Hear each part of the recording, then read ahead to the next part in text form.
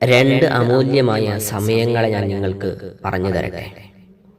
അസ്സലാമു അലൈക്കും വറഹ്മത്തുള്ളാഹി.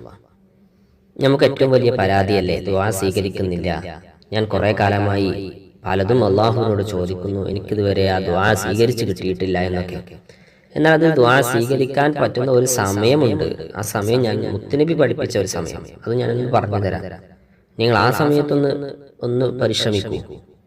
ഒന്നാമത്തെ സമയം അർദ്ധരാത്രിക്ക് ശേഷമുള്ള സമയമാണ്. അർദ്ധരാത്രിക്ക് ശേഷമുള്ള സമയം, അതായത് തഹജ്ജുദിന്റെ സമയം മുത്തുനബി പഠിപ്പിച്ചതാണ്. അതുകൊണ്ട് സുബ്ഹിയുടെ ഒക്കെ ഒരല്പം കുറെ മുൻപൊക്കെ എഴുന്നേറ്റ് തഹജ്ജുദൊക്കെ നിസ്കരിച്ച് അള്ളാഹുവിനോടൊന്ന് കൈ ഉയർത്തി ദുആ ചെയ്ത് നോക്കൂ, ദുആ സ്വീകരിക്കും.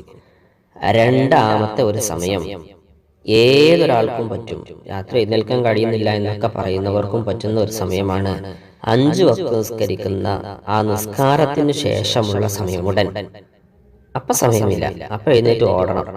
ദുആ ചെയ്യാൻ പോലും നമുക്ക് സമയമില്ല, പിന്നെ എങ്ങനെയാ ദുആ സ്വീകരിക്കുക? ആ സമയത്ത് പള്ളിയിലാണെങ്കിൽ പോലും നമ്മൾ എഴുന്നേറ്റ് ഓടുകയാണ് നിസ്കാരം കഴിഞ്ഞാൽ, തിരക്കല്ലേ. പക്ഷെ ആ സമയം ഒന്ന് 5 മിനിറ്റ് എങ്കിലും ഇരുന്ന് അള്ളാഹുവിനോടൊന്ന് ദുആ ചെയ്ത് നോക്കൂ.